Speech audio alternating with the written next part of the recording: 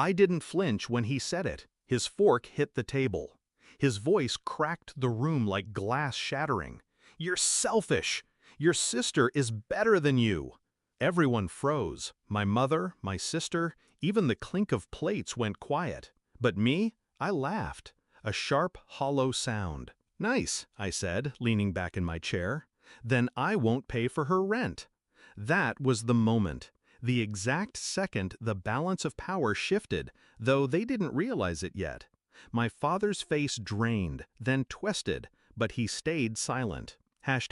Funny thing is, I used to be the invisible glue, the one who carried the family without complaint. Tuition, rent, credit card bills, every time someone fell, I picked them up. My sister especially. She'd call me crying, promising she'd pay me back someday. Someday never came. I didn't mind at first. She was family, and family, I believed, was supposed to protect each other. That belief cracked slowly, not in one blow. A snide comment here, a cold shoulder there. Then, when my sister got caught lying about finishing her degree, my parents defended her, said she was under pressure. When I bought my first house, they called me arrogant for celebrating. The favoritism wasn't new. But that night at dinner, it became undeniable. It wasn't just the words. It was how my mother looked at me, like I deserved it. How my sister smirked behind her wine glass. Like they'd all agreed I was the villain in a story I didn't even know I was in. I started replaying moments. How my father had borrowed money and forgotten to return it. How my sister had posted about her independent life, neglecting to mention I paid her rent. How my mother said I owed them because I was the one who made it out. The betrayal wasn't sudden. It had been rotting for years.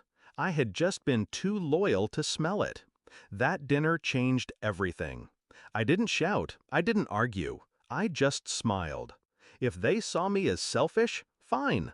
I'd show them what selfish really looked like. I spent weeks in silence, observing. I noticed how my sister leaned on my rent payments like oxygen. How my parents' mortgage was 3 months behind. How their pride only existed because of the money I funneled into their lives. They thought I was an ATM in human form.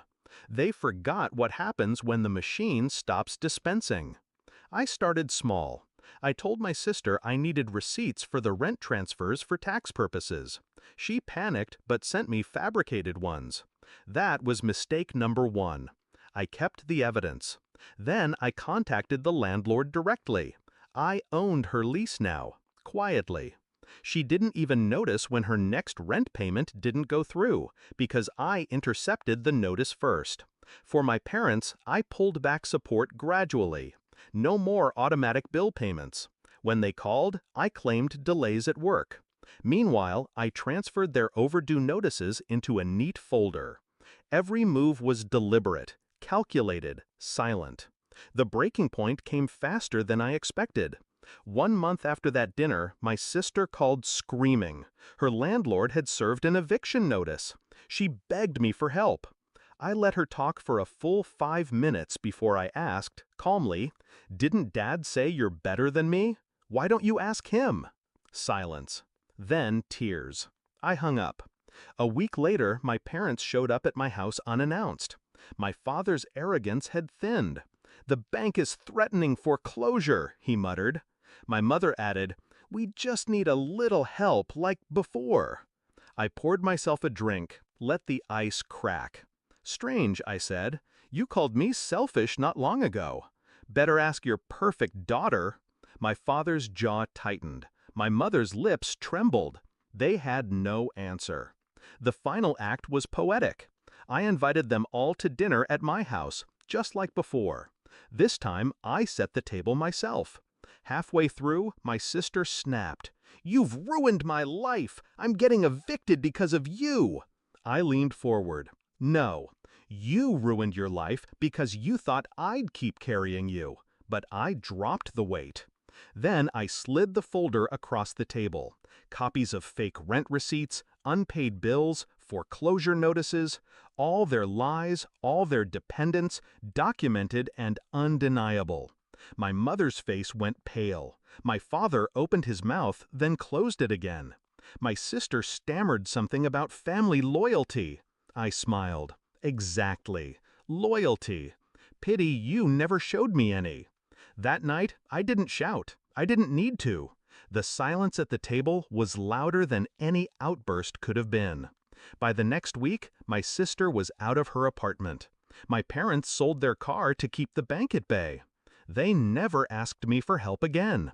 Pride kept them quiet. Fear kept them distant. And me? I slept better than I had in years. People call revenge poison. They're wrong. Revenge isn't poison, it's medicine. A bitter dose, yes, but sometimes it's the only cure for betrayal. My father was right about one thing that night. I am selfish. Finally.